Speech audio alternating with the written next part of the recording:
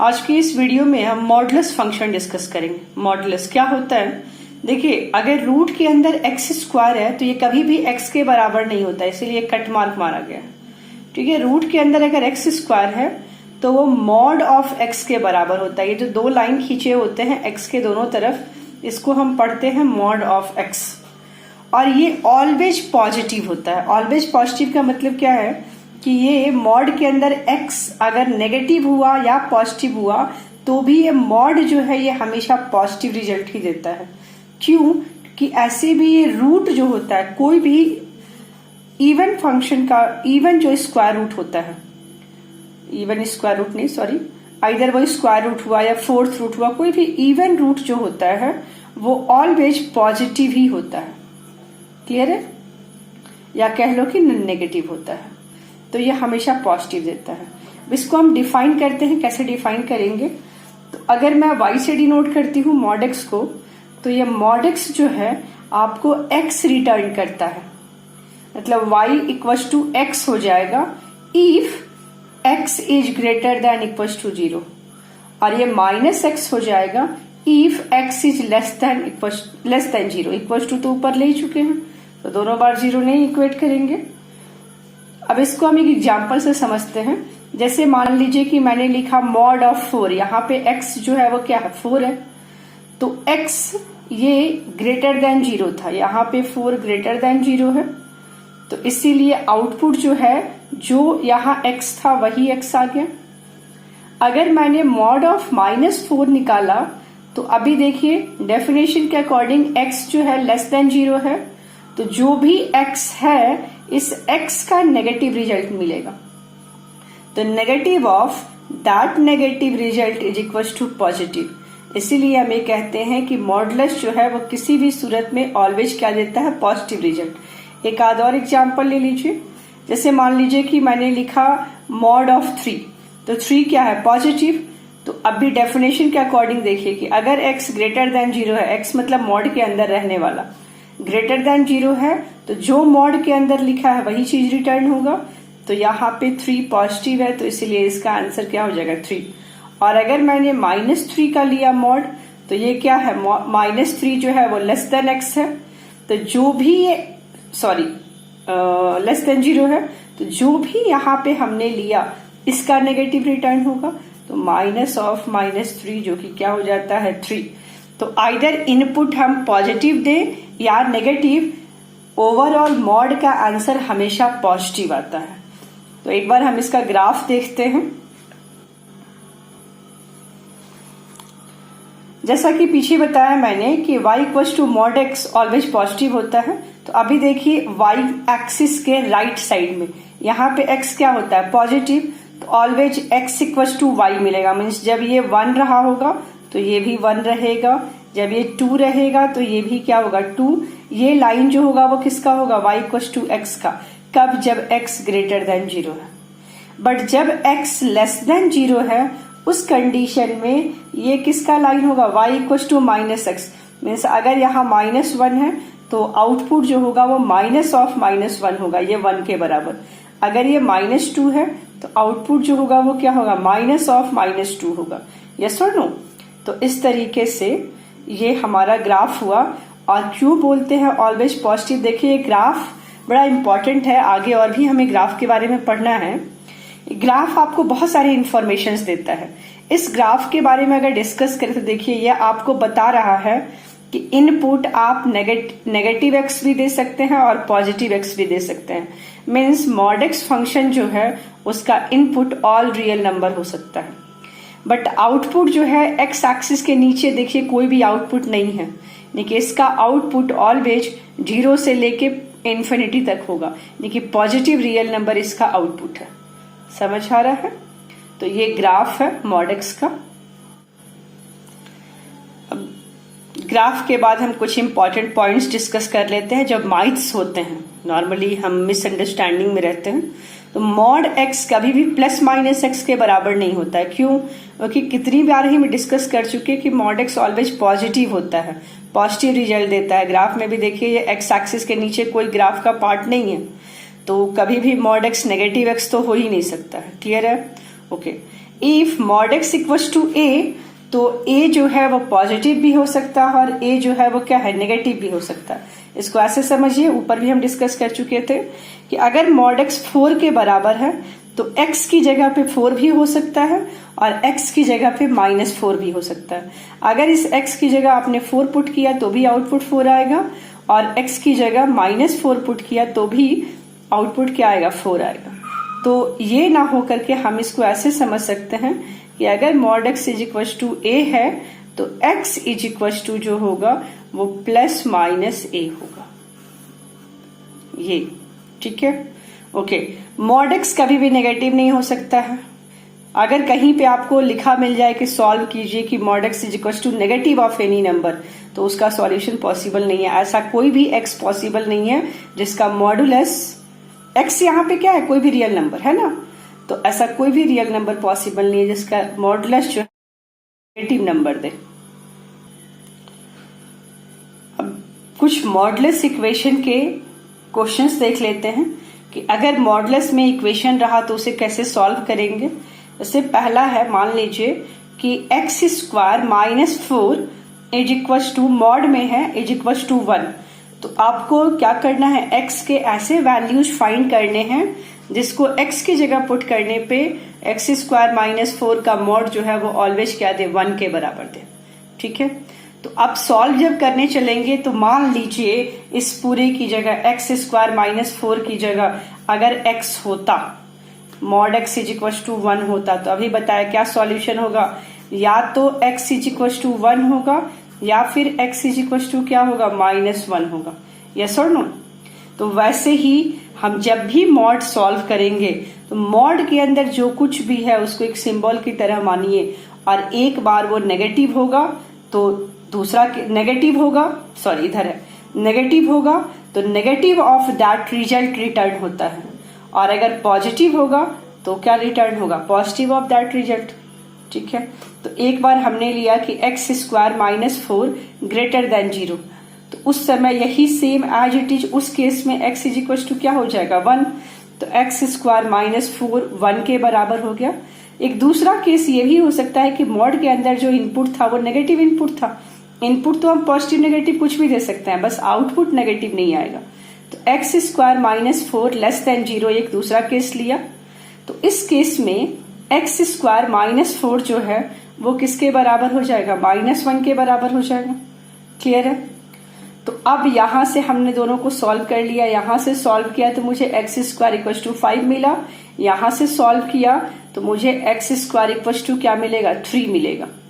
ठीक, ये x is equal to ±√5 और यहां से मुझे x इज इक्वल टू ±√3 मिल जाएगा। तो अब हमारे पास 4 सॉल्यूशंस है, √5 negative, √3 negative, √3 positive and √5 positive. अब देखिए यहाँ पे तो ये चारों ही सॉल्यूशन इसके सॉल्यूशन है। क्यों, देखिए कैसे निकालते हैं। अभी थोड़ा एक स्टेप और आगे सोचना है। कुछ क्वेश्चंस ऐसे होंगे कि जो आप यहाँ आंसर निकालेंगे हो सकता है वो आपके कंडीशन को सेटिस्फाई ना करता हो। चलिए अभी यहाँ बात करते हैं। हमने बोला कि x square -4 is less than 0, इसका मतलब है कि x square is less then 4 and इसका मतलब है कि मॉड x, अभी मैंने बोला दोनों तरफ रूट लोगे तो इसका क्या हो जाएगा, मॉड x। तो रूट के अंदर x स्क्वायर ही मॉड x होता है, मॉड x, और देन ये लेस देन क्या हो जाएगा, 2। यहां से अभी इनइक्वालिटी हम आगे पढ़ेंगे। इसका मतलब है कि x का वैल्यू इस केस में 2 से छोटा आएगा और -2 से बड़ा आएगा। अब आपको चेक करना होगा कि क्या जो सॉल्यूशन आपको आया वो -2 से 2 के बीच में है, यस, +√3 और -√3। ये जो भी मैंने बताया ये आगे आएगा, इसलिए यहाँ पे सॉल्यूशन में लिखा हुआ नहीं था, ये मैं बताने में बता रही हूँ। जब आगे आएगा तो वहां आपका रिवीजन हो जाएगा और अच्छे से समझ आएगा। तो अभी मेरा x का जो भी वैल्यू आया +-√3, ये दोनों ही इस रेंज में लाई कर रहा है, तो दोनों मेरे लिए सॉल्यूशन है। यहां हमने लिया x स्क्वायर -4 ग्रेटर देन 0, इसका मतलब क्या हो गया कि x square is greater then 4, यानी कि mod x is greater then 2, और इसका मतलब है कि x या तो 2 से बड़ा है या फिर x जो है वो -2 से छोटा है। अगर ये बातें अभी समझ ना आ रही हो तो कोई दिक्कत नहीं है, इसको हम इनइक्वालिटी में पढ़ेंगे आगे। ठीक है, तो अब देखिए आपका √-5 और √-3 ये दोनों ही इस कंडीशन को सेटिस्फाई कर रहा है। नो, +-√5 ये दोनों ही इस कंडीशन को सेटिस्फाई कर रहा है। +√5 2 से बड़ा है और -√5 जो है वो -2 से छोटा है, इसीलिए ये चारों मेरे लिए सॉल्यूशन है। आगे कुछ क्वेश्चंस हमें ऐसे भी मिलेंगे कि आपको जो सॉल्यूशन आएगा वो माइट भी फाइनल आंसर नहीं होगा, हो सकता है कि वो आपके इस कंडीशंस को सेटिस्फाई ना कर रहा हो। तो अभी के लिए तो बस हमने ये किया कि मॉड के अंदर जो कुछ भी है उसको एक बार ग्रेटर देन 0 सोचेंगे और एक बार लेस देन 0 सोचेंगे। ग्रेटर देन 0 जिस समय सोचेंगे तो as it is result return होगा और लेस देन 0 सोचेंगे तो नेगेटिव रिजल्ट रिटर्न होगा। क्लियर है? जिसको आप ऐसे समझ सकते हैं, देखिए मैंने यहाँ एक एग्जांपल लिया, ऐसे ही सिंपल कोई क्वेश्चन नहीं है कि अगर मॉड ऑफ x-2 है तो ये मॉड ऑफ x-2 जो है वो एग्जैक्टली x-2 होगा कब? जब मॉड के अंदर का रिजल्ट जो है वो ग्रेटर देन 0 होगा, और जब मॉड के अंदर का रिजल्ट लेस देन 0 होगा तो मॉड के अंदर जो है उसका नेगेटिव आउटपुट होगा। एवरीवेयर यही फॉलो होगा जो पीछे बताया कि मॉड x जो है ये x होता है जब x ग्रेटर देन 0 है और -x होता है जब x जो है वो लेस देन 0 है। मॉड के अंदर जो कुछ भी है उसी के साथ दो केस लेते हैं, एक बार वो ग्रेटर देन 0 और एक बार वो लेस देन 0। जब वो ग्रेटर देन 0 है तो जो कुछ भी मॉड के अंदर है as it is same result return होता है, जैसे ये x की जगह पे x। और अगर मॉड के अंदर जो कुछ भी है उसको आपने लेस देन 0 लिया तो मॉड के अंदर जो है उसका नेगेटिव रिटर्न होता है। यही चीज हमने इसमें भी यूज किया, आगे किसी भी क्वेश्चन में हम लोग मॉड के इक्वेशन में यही यूज करेंगे। तो यहां से हम आगे शिफ्ट कर सकते हैं कि x-2 ग्रेटर देन 0 है, इसका मतलब x जो है वो क्या है? ग्रेटर देन 2 है, और x जो है ये क्या है? 2 से छोटा है।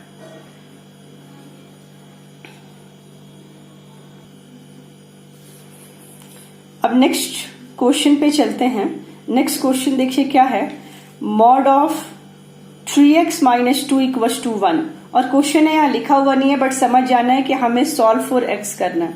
सॉल्व फॉर x के वैसे वैल्यूज निकालने हैं जिसको पुट करने पे 3 इंटू डेट वैल्यू -2 का मॉड जो है वो 1 आए। तो फिर से वही जो ऊपर बताया, जो कुछ भी मॉड के अंदर है, एक केस लिया कि ये ग्रेटर देन 0 है और दूसरा केस लिया कि ये लेस देन 0 है।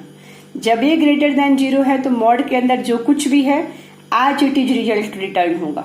देखिए 3x-2 = 1, और जब ये लेस देन 0 है तो जो भी यहां है उसका नेगेटिव रिटर्न हुआ।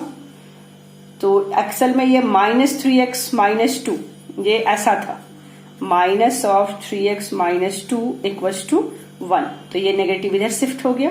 दोनों से हमने सॉल्यूशन निकाला, एक सॉल्यूशन x = 1 आया और दूसरा सॉल्यूशन x = 1/3 आया। हम इस सॉल्यूशन को यहां चेक करेंगे, x = 1 इस कंडीशन को सेटिस्फाई कर रहा है कि नहीं। तो जरा देखिए, अगर 3x-2 ग्रेटर देन 0 है तो x ग्रेटर देन क्या हो जाएगा? 2/3। तो 2/3 से बड़ा है x = 1, यानी कि गुड, ये सेटिस्फाई कर रहा है। अगर ये लेस देन है इसका मतलब क्या हो जाएगा? x लेस देन हो जाएगा 2/3। तो यस 1/3 2/3 से छोटा है और ये इस कंडीशन कर रहा है। एक और क्वेश्चन मैंने प्रैक्टिस में लिया कि मॉड ऑफ x-3 = 7 - 2x है।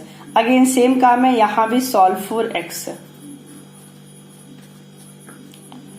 तो हमने क्या केस लिया? एक बार लिया कि x-3 ग्रेटर देन 0, दूसरी बार लिया कि x-3 जो है वो क्या है? लेस देन 0 है। तो x-3 जब ग्रेटर देन 0 है तो एज इट इज रिटर्न होगा x-3 = 7 - 2x।